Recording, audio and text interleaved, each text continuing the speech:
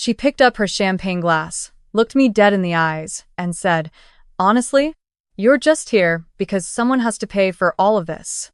My brother-in-law laughed first. My parents followed half a second later, like they'd been waiting for permission. "My name is Nora Callahan. I'm 29 years old, and I am a forensic accountant. I find money that people try to hide. I trace patterns. I document everything. It is almost funny, in hindsight, that it took me this long to turn those same skills on my own family." We were sitting on the back deck of a beach house in the Outer Banks, the one I'd rented for the week because my sister said her anniversary deserved something special. The sun was going down over the water. There were string lights overhead that I'd hung myself that morning while my sister slept in. There was grilled salmon on the table that I'd paid for and partly cooked while my brother-in-law sat in a folding chair telling me about a business idea he'd had in the shower. There were 4 empty bottles of wine that I had carried in from the car, along with everyone else's luggage, because my sister's back was bothering her. She'd been holding her glass out for a refill when she said it. I set the wine bottle down on the table without pouring. "Okay," I said. My mother frowned. "Nora, she was just joking." I looked at my sister. Her name is Diane. She is 34, and she has never held a job for more than 11 months. She was still smiling, the way people smile when they say something they actually mean and then need a few seconds to decide whether to stand behind it. She shrugged one shoulder. "You know it's true, though." I pulled my napkin off my lap and folded it carefully. I felt my phone buzz once in my pocket. I already knew what the notification was. I'd set it 6 months ago, the last time something like this happened. At Christmas dinner, when my brother-in-law told my parents that I was quote obsessed with money because I'd mentioned that I couldn't afford to fund their ski trip the following February. I had set the reminder for this exact week. For this exact trip, which I had known even then that I would end up paying for.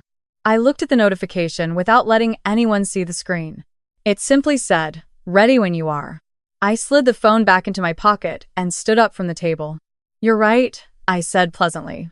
"Enjoy the rest of your evening." My sister started to say something. I walked inside, went upstairs to the room I'd booked for myself, and sat on the edge of the bed. The ocean was loud through the window. I could hear my brother-in-law already saying something below, and then my mother's voice going higher, and then nothing because I'd shut the window. I didn't cry. I thought I might, but I didn't. I just sat there and felt something I hadn't felt in a long time. I felt certain. I opened my laptop and got to work. I should explain who I was before I explain what I did. I grew up in a family where being useful was the only reliable way to be loved. My sister was beautiful and funny and socially easy in the way that some people just are, and my parents adored her in that helpless, uncritical way that parents sometimes adore children who remind them of themselves. I was quieter. I was careful. I read instruction manuals all the way through. I kept receipts. When my sister wanted to move to Charlotte at 22, my parents were thrilled. When they realized she had no credit history and couldn't get approved for an apartment, they turned to me. I was 24 and had been working for 2 years and had a credit score that I'd built methodically since I turned 18. I co-signed her lease. It was only supposed to be for the first year, until she got established. That was 5 years ago. My name was still on that lease. When her husband Ryan needed a car for a job, he ended up quitting 4 months later. I co-signed the auto loan because he had 2 repossessions on his credit report and no one else would touch it. My sister called it a small favor between family. My parents called it the responsible thing to do. I called it a mistake approximately the second I signed the paperwork, but by then it was already done. There were also the transfers. Not large ones individually, but consistent. Rent shortfalls when Diane's various freelance ventures didn't pan out. Ryan's cell phone bill when he was between positions. Emergency vet visits for their dog. One particularly expensive month when their refrigerator broke, and somehow that also became my problem to solve. I kept a spreadsheet. I always kept a spreadsheet. Over 5 years, the number was not small.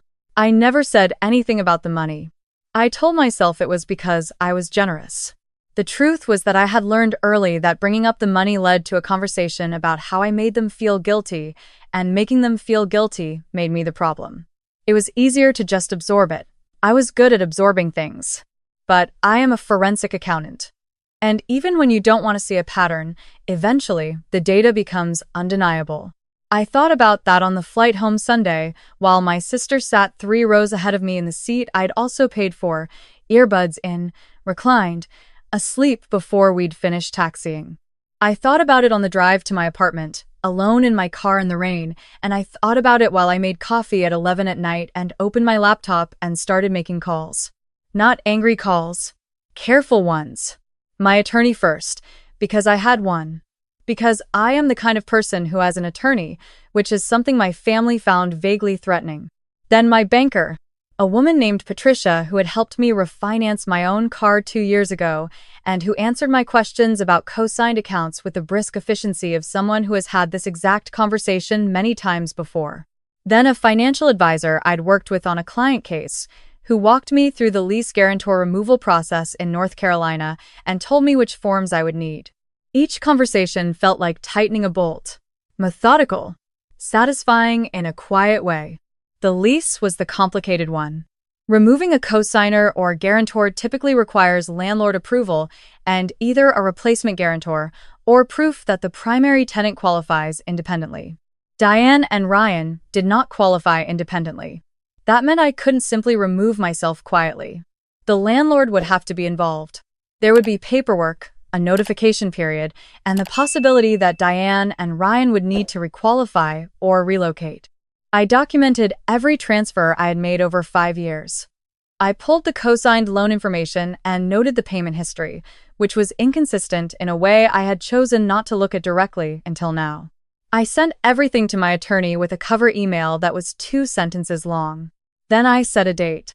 I gave myself 30 days. Not to second-guess myself. 30 days to make sure my own accounts were completely separate, that nothing of mine was structurally tied to anything of theirs, that if something collapsed, it would collapse cleanly and not take me with it. I'd spent 5 years being their safety net. I needed 30 days to make sure I wasn't also accidentally their structural wall. The calls from my sister started the morning after we got back from the Outer Banks.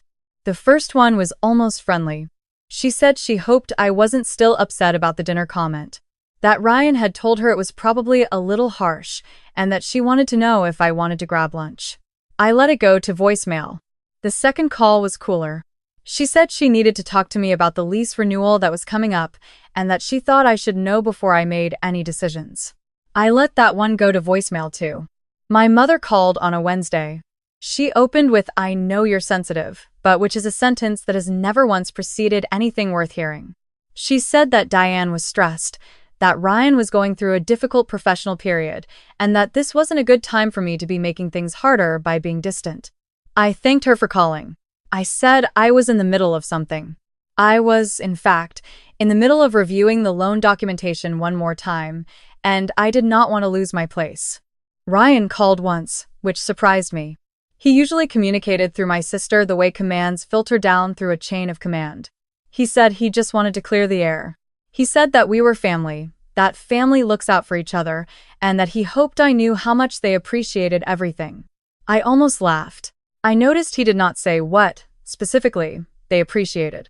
I noticed the call lasted 4 minutes, and he used the word family 7 times. I counted. I didn't call any of them back. My 30 days were quiet on my end. I went to work. I ran 6 miles on Saturday mornings. I started cooking elaborate dinners for myself on Sunday nights because I had always wanted to do that and had always been too tired, and I realized the tiredness had not actually been about work. I bought a novel and read the whole thing in one sitting on a Tuesday night and felt an almost physical sensation of reclaiming something. I didn't examine it too closely. I just let it be there. On the 28th day, I sent the paperwork to the landlord. On the 29th day, I notified my bank to cease the automatic transfers that had been running so long they barely registered as a choice anymore. On the 30th day, I called my attorney and confirmed that everything was in order, that the notifications to the relevant parties had gone out as required, and that my obligations going forward were exactly 0. She asked if I was sure. I said yes, without hesitating. What happened next did not happen all at once. That was something I hadn't fully anticipated, the way it unraveled, instead of breaking. I had imagined something more dramatic. What I got was a series of small collisions, each one arriving in my voicemail or text inbox like a piece of evidence. The first was Ryan's car payment. He called at 7 in the morning, voice already at the wrong volume for that hour. He said something had gone wrong with his auto pay and asked if I'd received any notification from the lender. I had. I told him I had. He waited for me to say more. I didn't. He said the account showed irregular activity. I said yes, because I had spoken to the lender and flagged my concerns about payment consistency, which was my legal right as a cosigner, and that the lender had opened a review. His voice changed then. It got smaller and then immediately too large, like a room with bad acoustics. You did that on purpose, he said. Yes, I said. I heard him breathing. I heard him trying to locate his usual confidence and not finding it. You need to fix this, he said. I can't, I said. I'm not on that account the same way I was before. There was a long silence. What does that mean? He said. It means exactly what it sounds like, I said. Have a good morning, Ryan. I hung up and went back to my coffee. My sister called at 8, then 9. Then she stopped leaving voicemails and started sending texts, which I found more revealing.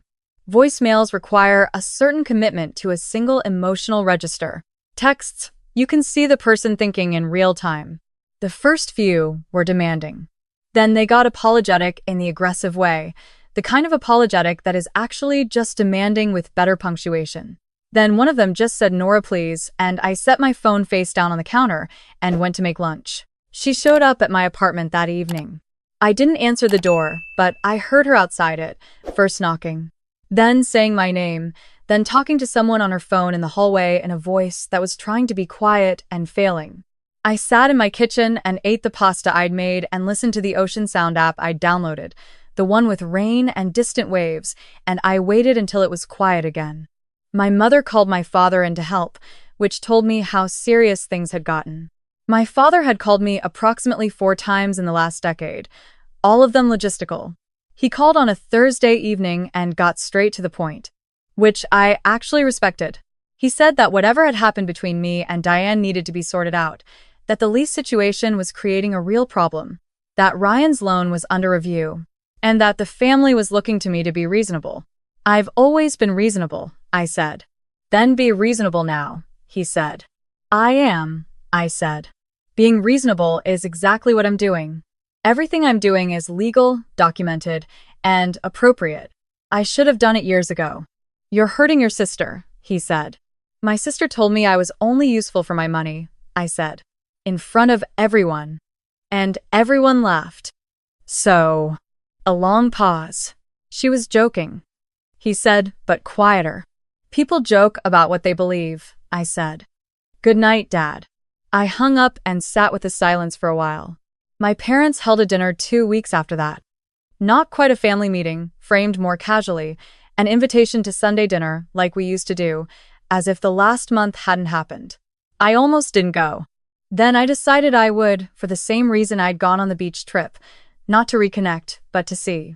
It was uncomfortable in the way that things are uncomfortable when the truth has shifted, but the performance hasn't caught up yet. My mother made pot roast. Ryan talked about a new opportunity he was exploring. My sister was quieter than usual, watching me in a way she wasn't used to having to watch me, as if I'd become unpredictable, and she was trying to relearn the rules. Halfway through dinner, my father cleared his throat. He said that we all needed to talk about the living situation, that the landlord had been in contact, that there was a timeline involved, and that he hoped I would reconsider my position. My position, I said, is that I'm not legally or financially obligated to guarantee someone else's rent. I never was. I was doing it as a favor. Your family, my mother said. Family doesn't call family a personal ATM at dinner, I said. Diane looked at her plate. I said I was sorry, she said. No, I said. You said you hoped I wasn't still upset. That's different. She looked up. There was something in her face I hadn't seen before. Not anger, something closer to recognition. I didn't think you'd ever actually stop, she said. There it was. Not remorse. Expectation. The comfortable math of someone who had simply assumed I would always be in the equation. I know, I said. I finished my food. I helped clear the table. Because I am still, in spite of everything. Someone who helps clear the table. And then I said goodnight and I drove home with the windows down and the radio off. The lease situation resolved itself the way most things do when the alternative is worse. Diane and Ryan found a smaller apartment in a different part of Charlotte. Ryan got a full-time position somewhere, the details of which I heard secondhand through my mother, who called periodically to update me on things she framed as neutral news, but which were clearly meant to establish that everything was fine now and I could stop whatever I was doing. The car loan got restructured after a tense few weeks that I was only peripherally aware of because it was no longer my direct concern. I heard through my mother that Diane cried a lot during those weeks. I held that information carefully, the way you hold something that could hurt you if you grip it wrong. I didn't enjoy it. I also didn't fix it. Those are not the same thing, and learning the difference was its own quiet education. 6 months passed. I got promoted in March, a senior position that I'd been working toward for 2 years, and that came with a salary increase significant enough to change the geometry of my life. I leased a new apartment, larger, with an actual second bedroom that I turned into an office. I took a trip to Portugal that I booked for myself and paid for myself, and on which I left my laptop at the hotel and did not check my email for 4 consecutive days, which was a personal record. I was not angry. I want to be clear about that because people sometimes assume that what I did was born from anger, and it wasn't. Anger is reactive. What I did was deliberate. There's a difference between burning something down and simply stopping to rebuild it. I ran into my sister at a grocery store in early May. It was not planned. She was in the produce section, looking at peaches, and she turned around and we were just there, 2 feet apart, no buffer of family or occasion between us. She looked good, a little tired around the eyes, but good. She was holding a reusable bag, which, for some reason, struck me as a detail worth noting. "Hi," she said. "Hi," I said. We stood there for a moment. I could feel her waiting for me to be smaller than I looked, to be apologetic, to have been diminished in some way that would restore the balance she was used to. I had a full cart. I'd been cooking more. I was making a lamb dish that weekend for a friend I'd had dinner with twice, and who made me laugh in a way I hadn't expected. "You seem good," she said. "I am," I said. She nodded slowly. She looked at my cart. She looked at me. "I'm sorry," she said, "for what I said at the beach. And for all of it, really. It was a real apology." I could tell the difference. I had spent enough years around the other kind to recognize this one. "Thank you," I said. She waited. I didn't fill the silence. "Are we going to be okay?" she asked. I thought about that. Not the answer I was supposed to give, but the true one. "I don't know yet," I said. "But I'm okay. And I think that's where it has to start." She nodded again. She looked like she wanted to say something else, and chose not to. I thought that was probably the right call. I paid for my groceries. I drove home. I put on music I liked and made dinner, and ate it at my own table in my own apartment that had only my name on the lease and my name on the utilities and nothing in it that I hadn't chosen deliberately and paid for myself. Before I went to bed, I opened the folder on my laptop where I'd kept the spreadsheet. Every transfer, every co-signed document, every month of carrying weight that wasn't mine. I looked at it one more time. Then I moved it to the archive. Not deleted. Documented. Because I am still, at my core, someone who keeps records. I poured a glass of wine and sat by my window and watched the city below doing its ordinary, independent, self-sustaining thing. Every light in every window someone's own. Every door someone's own to lock. There's something people get wrong about what happened.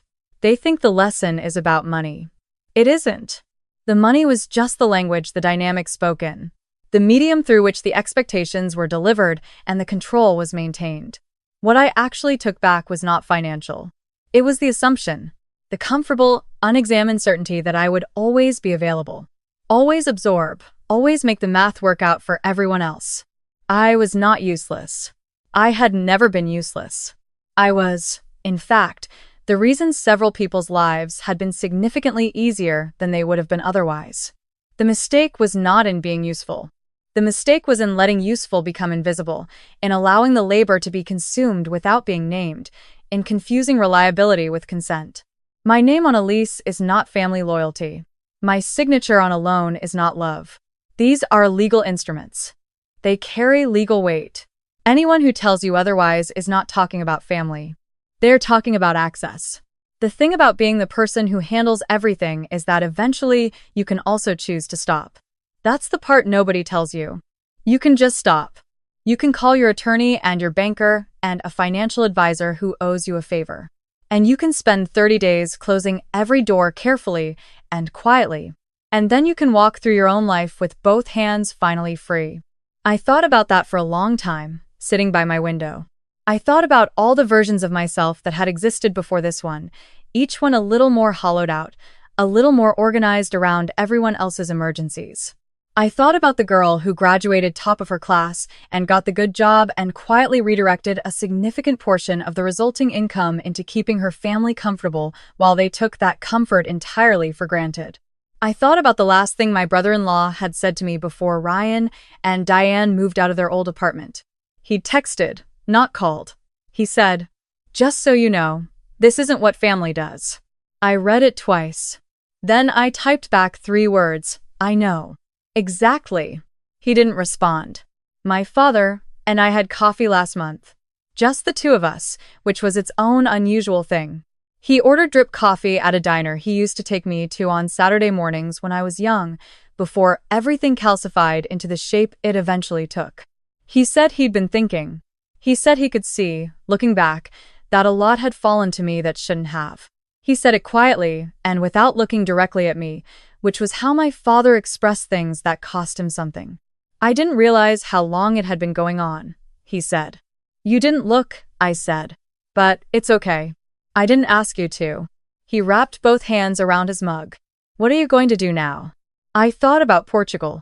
I thought about the lamb I'd made last weekend. I thought about my new office and the filing system I'd put in place that made sense to no one but me and that I found oddly beautiful. I thought about how full my savings account was, quietly and consistently full, for the first time in years. "Whatever I want," I said. He almost smiled. Not quite, but almost. I paid for my own coffee and left him there, not because I was punishing him, but because the check was $12 and I have learned, slowly and at some cost, that love is not demonstrated by who picks up the tab. It is demonstrated by who shows up and who tells the truth and who, when given the opportunity, chooses to see clearly instead of conveniently. Some of them are getting there. Slowly. In their own time. I am not waiting for them. I have things to do.